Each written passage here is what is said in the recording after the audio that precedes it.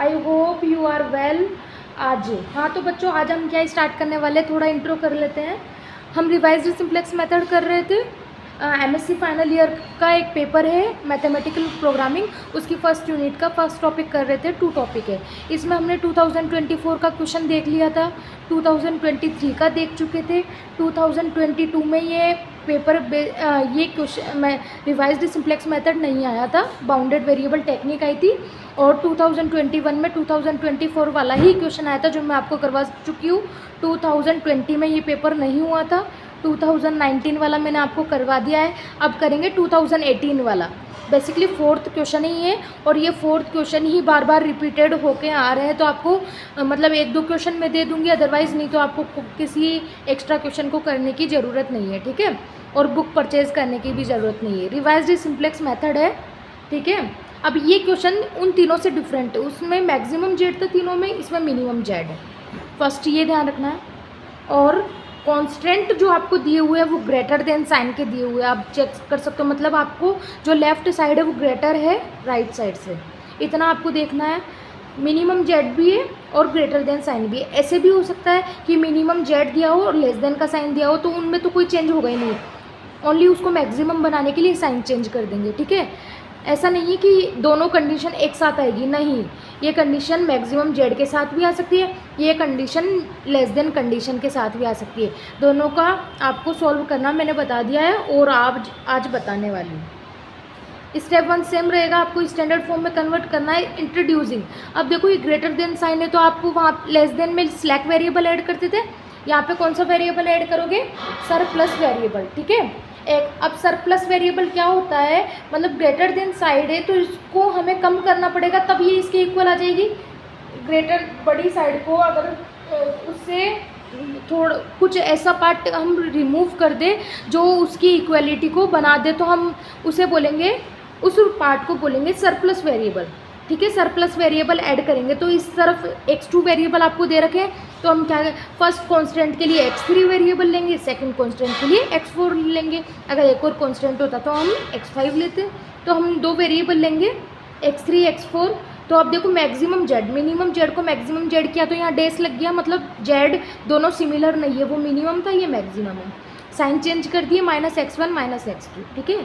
Such that constant है, देखो बेटा x1 + 2x2 तो है, हमने क्या किया एक वेरिएबल इसमें सब्ट्रैक्ट कर दिया इक्वल करने के लिए, ठीक है। ग्रेटर देन पार्ट था, मैंने उस एक्स्ट्रा पार्ट को रिमूव कर दिया, मतलब सब्ट्रैक्ट कर दिया तो ये इक्वल हो गया। ऐसे ही हमने सेकंड में किया। अब x3 ऊपर वाले में किया है सब्ट्रैक्ट, तो इसमें x4 करेंगे। अगर एक कंडीशन लेस देन की दी होती तो आप इसमें कुछ नहीं करते, ठीक है। इसमें क्या करते हैं, स्लैक वेरिएबल यूज़ करते हैं, ठीक है। इसमें स्लैक वेरिएबल होता, ऐसे नहीं एक कंडीशन आपको लेस देन दे रखी है, एक ग्रेटर देन दे रखी है, दोनों में आप सरप्लस कर रहे हो, नहीं, ठीक है। एक में भी ऐसा भी हो सकता है, एक में सरप्लस हो रहा हो, एक में स्लैक हो रहा हो, तो आपको यहाँ क्या लिखेंगे, by introducing slack and surplus variable, ठीक है। x1 x2 ये सारे वेरिएबल है, ये 2 दिए हुए हैं, ये 2 हमने माने, ये नॉन नेगेटिव रिस्ट्रिक्शंस है। यहाँ तक कोई डाउट बच्चा? अब हमें क्या चेक करना होता है बेसिकली कि जो आपने वेरिएबल लेट किए हैं उनसे आइडेंटिटी मैट्रिक्स बन रही है या नहीं, देखना। यहाँ पे x3 है, इसका कोफिशिएंट क्या है, -1। x4 का कोफिशिएंट क्या होगा, यहाँ पे है नहीं तो 0 -1 0।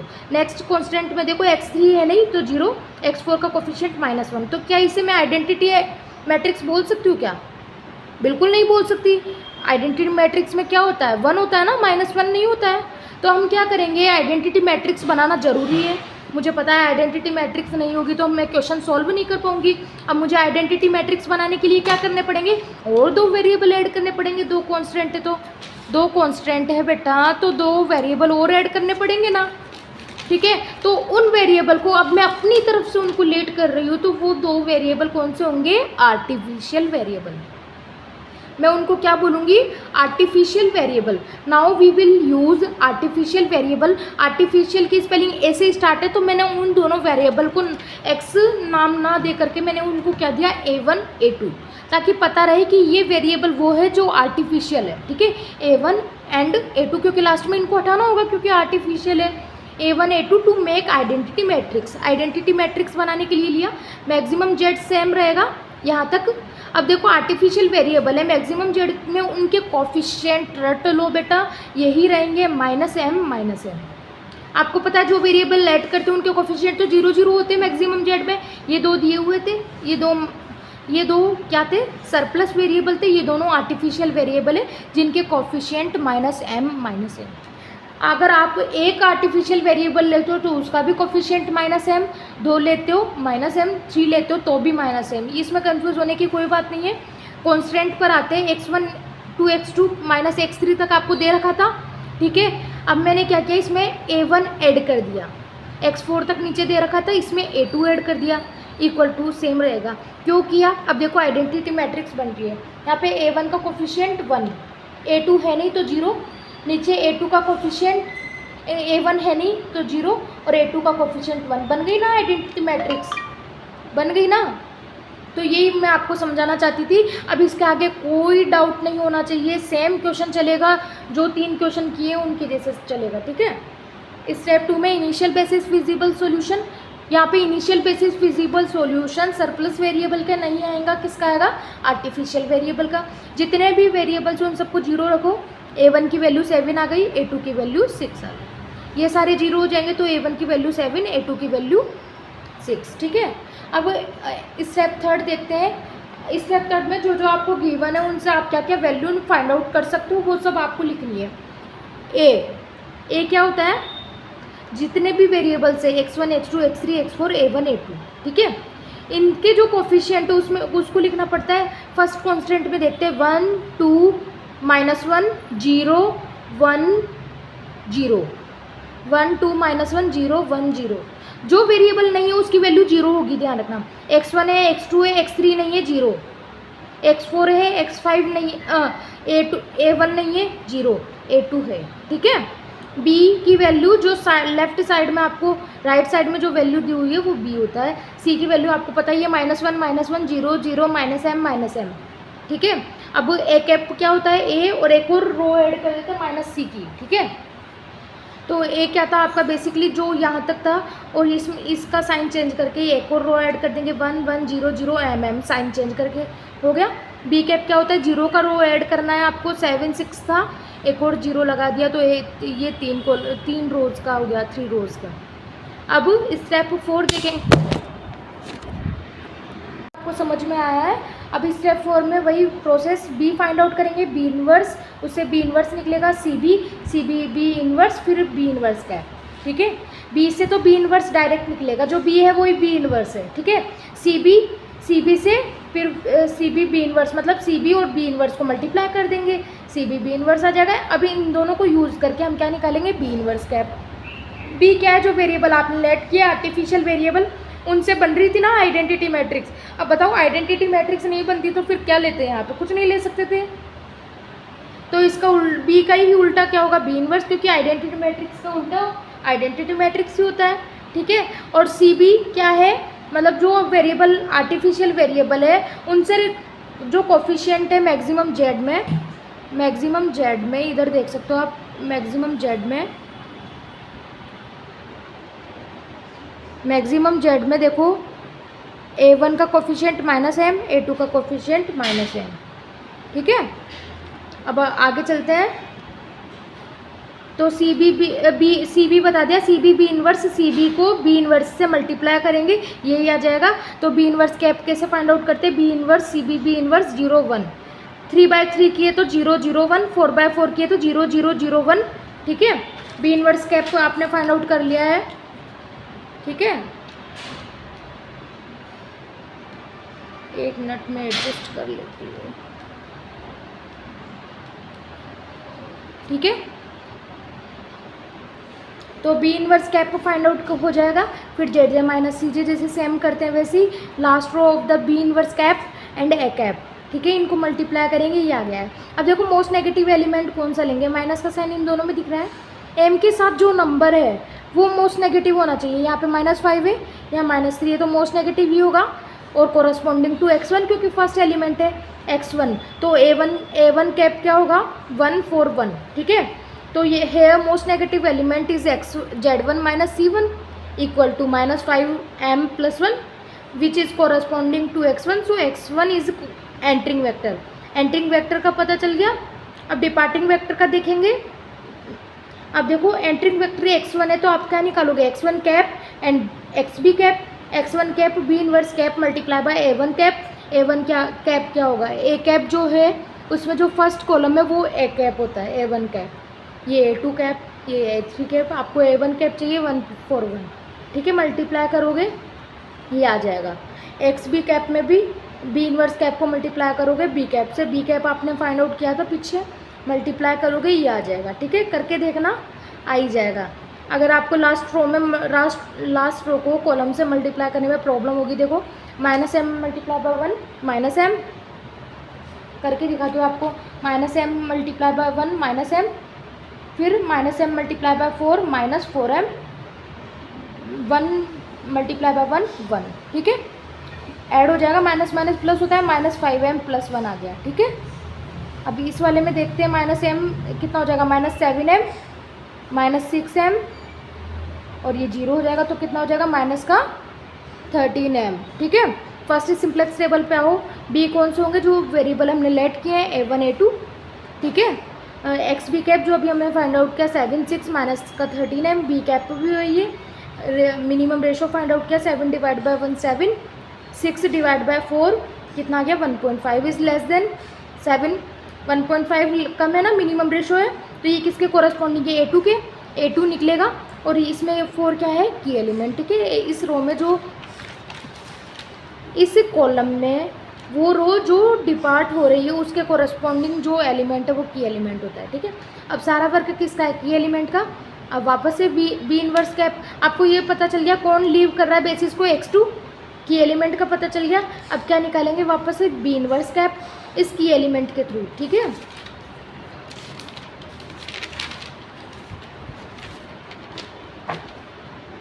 यहाँ देख सकते हैं आप, a2 leaves the basis and 4 is key element. Again same process, B inverse cap find out करेंगे, जो की एलिमेंट 4 था उस रो को तो हम 4 से डिवाइड करके 1 बना देंगे, तो 0 1/4 0। अब ये रो चाहिए, ये रो चाहिए, वो दोनों किसकी हेल्प से निकलेगी, इसके थ्रू और इसके थ्रू, 1 0 0 के थ्रू ऊपर वाली रो निकलेगी, -m 1 के थ्रू नीचे वाली रो निकलेगी। सेम मेथड रहेगा जो मैंने आपको बता चुकी हूँ, आप ट्राई करना। अगर कोई प्रॉब्लम होती है तो आप कमेंट बॉक्स में कमेंट करके पूछ सकते हैं, ठीक है। यहाँ पे मल्टीप्लाई करने में ऑब्वियसली प्रॉब्लम आ सकती है, प्रॉब्लम आए तो आप मुझसे कांटेक्ट कर सकते हैं मेरे नंबर से, जो मैंने आपको कमेंट बॉक्स जो भी डिस्क्रिप्शन है उसमें आपको दिए हुए हैं, ठीक है, डायरेक्ट कॉल मैसेज करके, ठीक है। तो ZJ - CJ निकालेंगे, इसके बाद last row of B inverse cap, ठीक है, ए कैप से मल्टीप्लाई करेंगे, ये आ गया।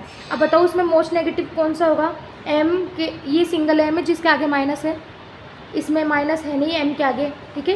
यहाँ पे m 7 है जिसके आगे, तो 7 बड़ा है ना जो नेगेटिव है, तो हम क्या बोलेंगे x2 is most negative element, ठीक है। तो x2 क्या होगा, एंट्रिंग वेक्टर, तो x2 एंट्रिंग वेक्टर है तो हम क्या निकालेंगे, x2 cap and xb cap.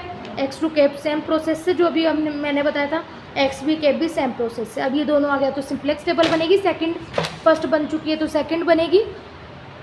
देखो b क्या था, a1, आप बताओ वहाँ पे a2 था, a2 निकल गया तो x1 एंटर किया था ना, तो a2 की जगह क्या आ गया है अब x1, ठीक है। xb की वैल्यू सेम है, b इनवर्स कैप की वैल्यू सेम है, x2 की वैल्यू सेम रहेगी। अब मिनिमम रेशो फाइंड आउट किया तो मुझे 3.1 मिला कोरस्पॉन्डिंग टू a1, तो a1 क्या है, डिपार्टिंग वेक्टर मतलब बाहर निकलने वाला, और उसके कोरस्पॉन्डिंग 7/4 क्या है, की एलिमेंट। a1 क्या करेगा, लीव्स करेगा बेसिस को, और ये की एलिमेंट है। अब की एलिमेंट का सारा work B inverse cap find out करेंगे, इसको 1 बनाने के लिए 4/7 से डिवाइड करेंगे, ये आ गए। फर्स्ट रो मिल गई, सेकेंड रो इसके थ्रू मिलेगी, थर्ड रो इसके थ्रू मिलेगी, 0 1/4 0 0 1/4 0, माइनस करेंगे सामने वाला एलिमेंट, तीनों में से मल्टीप्लाई करेंगे न्यू रो, 4/7 -1/7 0, जो मिलेगा वो फर्स्ट रो होगी, सेकंड रो होगी, और फिर थर्ड रो इसकी हेल्प से मिलेगी। थर्ड रो में आपको मल्टीप्लिकेशन और जो भी सब्ट्रैक्शन जो भी कैलकुलेशन कर रहे हो बिल्कुल केयरफुली करिएगा, क्योंकि इसमें जो m है उससे बच्चा कंफ्यूज हो जाता है और 2 टाइप के आंसर लेकर के आता है, जो कि गलत होता है। हमें फर्स्ट 1 टाइप का आंसर चाहिए, वो भी करेक्ट, ठीक है। तो 2 से 3 बार प्रैक्टिस करोगे इस क्वेश्चन की, तब जा करके समझ पाओगे इस टाइप के क्वेश्चन को, अदरवाइज आप फेल हो, ठीक है। चलते हैं आगे। बी इनवर्स कैप आपने फाइंड आउट कर लिया, ZJ - CJ, last row of B inverse multiply by A cap. अब आपको दिख रहा होगा ये पॉजिटिव, यहाँ पे m के आगे माइनस साइन नहीं है तो ये भी पॉजिटिव, m के आगे माइनस साइन नहीं है ये भी पॉजिटिव। तो हम क्या बोल सकते हैं here all ZJ minus CJ are positive, ZJ minus CJ greater than to 0 बोल सकते हैं, ग्रेटर देन इक्वल टू 0।